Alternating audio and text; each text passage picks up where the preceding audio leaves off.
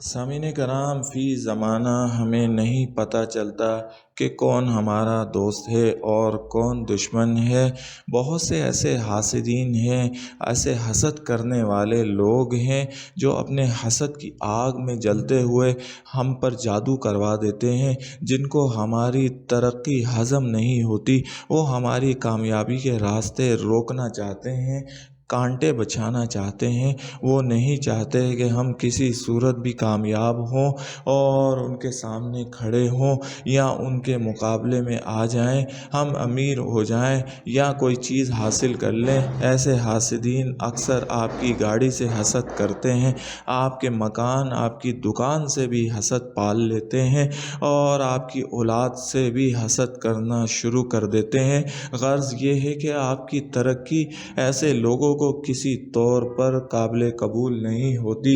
وہ حسد کی آگ میں اس قدر جلتے رہتے ہیں کہ وہ اس میں کچھ بھی کر گزرنا چاہتے ہیں۔ وہ نہیں چاہتے کہ آپ ان کے سامنے رہتے ہوئے ترقی کی سیڑھی پر چڑھیں، وہ آپ کی سیڑھی کھینچنا چاہتے ہیں۔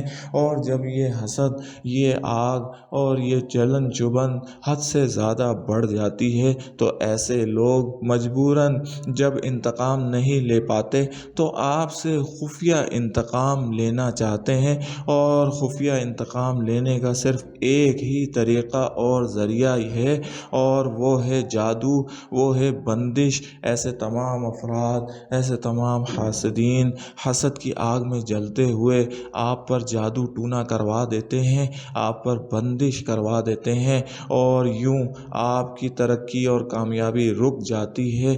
آپ وہیں رک جاتے ہیں۔ آپ کو سمجھ نہیں آتی کہ یہ جادو ہے یا بیماری ہے۔ آپ دن بھر لاغر ہونا شروع ہو جاتے ہیں۔ ایسی ایسی نحوستیں آپ پر طاری ہو جاتی ہیں کہ ہمیں کچھ سمجھ نہیں آتا کہ یہ آخر ہوا کیا ہے۔ کل تک جو سب صحیح چل رہا تھا، اچانک سب غلط کیسے ہونا شروع ہو گیا ہے۔ ایسے تمام افراد جو اسی کشمکش میں مبتلا ہیں، جنہیں یہ نہیں پتہ چل پا رہا کہ آیا وہ بیمار ہیں یا ان پر جادو یا بندش کروائی گئی ہے، تو ایسے تمام افراد کے لیے ایک بہترین عمل لے کر حاضر ہوا ہوں۔ ایسے وہ تمام افراد جن کی ترقی کو اچانک بریک لگ گئی ہو اور صحیح کام ہوتے ہوتے اچانک خراب ہونا شروع ہو جاتے ہوں، ایسے وہ تمام افراد جو اچھے خاصے تندرست تھے، اچانک بیمار رہنا شروع ہو گئے ہوں اور انہیں سمجھ نہ آ رہی ہو، ان کے معالج، ان کے ڈاکٹر کو بھی سمجھ نہ آ رہی ہو کہ آیا ان کے ساتھ ہوا کیا ہے۔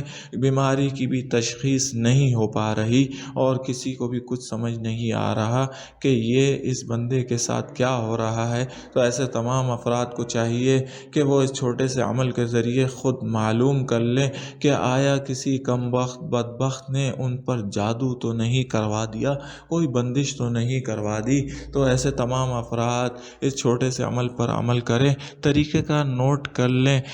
عصر کی نماز کے بعد باوضو حالت میں ایک بوتل پانی کی اپنے سامنے رکھ لیں یا گلاس میں پانی بھر کے رکھ لیں، کٹورے میں بھر کے رکھ لیں، اس پر ایک مرتبہ درود شریف، درود ابراہیمی پڑھیں، پھر 10 بار سورۃ الفاتحہ پڑھیں، پھر 10 بار آیت الکرسی پڑھیں، پھر 10 بار چاروں کل پڑھیں، پھر ایک مرتبہ درود ابراہیمی پڑھیں اور اس پانی پر دم کر دیں۔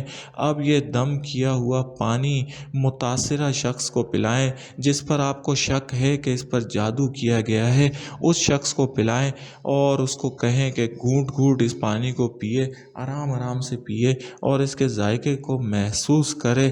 اگر وہ شخص کہتا ہے اس کو یہ پانی کھٹا یا ترش معلوم ہوتا ہے، تو پھر یہ بات پکی ہے کہ اس پہ واقعی جادو کروایا گیا ہے، بندش کروائی گئی ہے۔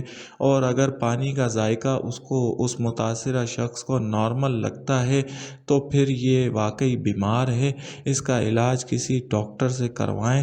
اور اگر پانی کا ذائقہ ترش لگتا ہے تو اس کا علاج کسی روحانی عامل سے کروائیں اور اس کو سورۃ بقرہ پڑھنے کا حکم دیں تاکہ اس کی بندش اور جادو جلد از جلد ختم ہو سکے۔